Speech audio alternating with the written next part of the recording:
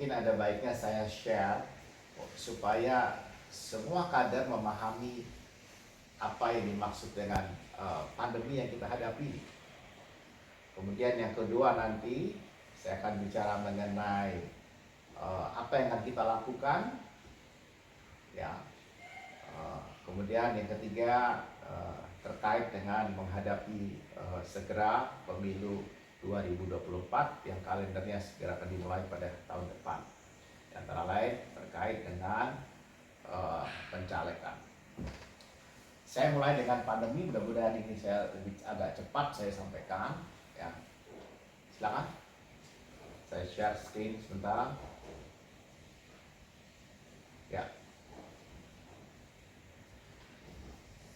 Saya sengaja menyampaikan ini karena saya kira penting sekali untuk dipahami oleh seluruh masyarakat terkait dengan situasi hari ini yang unprecedented, yang tidak biasa, yang tidak pernah ada, dan bagaimana cara kita mengatasinya. Saya telah melihat di beberapa negara di luar dan bagaimana mereka dan kehidupan itu seperti apa. Next. Jadi ini mungkin mudah-mudahan ini tidak mengernyitkan dahi Anda semua, ya. Saya kasih rumus ini karena supaya mudah, supaya cepat kita. Kenapa pemerintah mengambil kebijakan? Mengapa kita harus melakukan kebijakan seperti ini?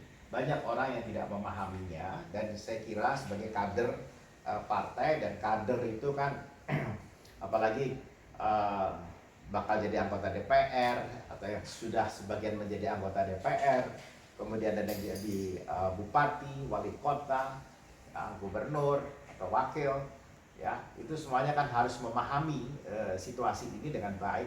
Dan untuk memahami situasi itu dengan baik tentu harus tahu know-how-nya, pengetahuannya, knowledge-nya apa, kenapa itu.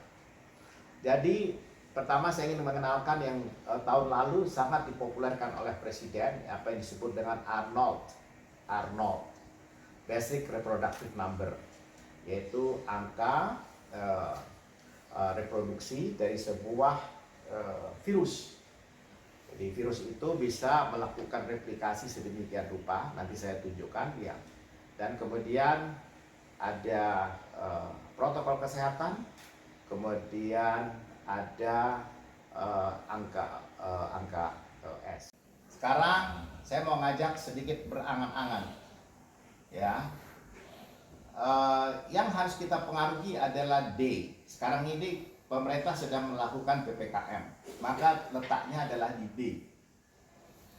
Kalau PPKM-nya sukses, katakanlah itu mendekati 0, mendekati 1. Jadi 1 dikurangi 1, 0. Akibatnya ya pasti 0 itu lebih kecil dari 1, ya kan? Sebaliknya, kalau kita mau pengaruhi S-nya, ya kan? Jadi kalau S-nya itu harus makin kecil, makin mendekati 0. Artinya orang yang rentan makin sedikit. Kalau orang yang rentan makin sedikit, artinya orang yang divaksin makin banyak. Jadi kalau S itu sangat tergantung pada jumlah yang divaksin. Jadi kalau yang divaksin ini misalnya sudah 80%, maka yang rentan tinggal 20%. Maka angka S itu jadi 0,2. Kalau D-nya itu benar-benar ditegakkan dengan baik, maka kira-kira katakanlah itu menjadi 8 angkanya, 0,8, maka dia 0,2. Jadi dengan demikian angka itu menjadi lebih rendah. Coba next. Terus. Karena saya mau cepat aja nih. Ya, terus.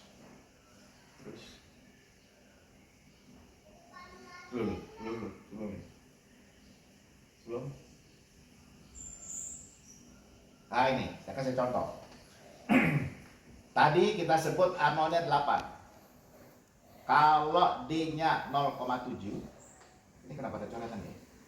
Artinya semua intervensi non medis dan non farma dilaksanakan dengan kategori cukup baik.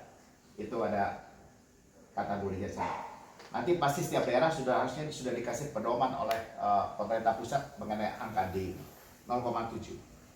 Kalau S-nya itu 0,4 artinya jumlah populasi yang belum divaksinasi 40% dari jumlah populasi yang harus divaksin untuk mencapai herd immunity. Jadi memang tidak semua orang yang harus divaksin. Kalau kira-kira dengan Delta 8 itu orang yang divaksin itu minimal 80% dari populasi.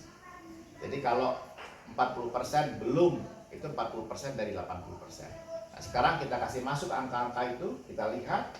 Jadi kalau D-nya itu 0,7, S-nya 0,4, maka hasilnya 8 kali 0,12 sama dengan 0,96.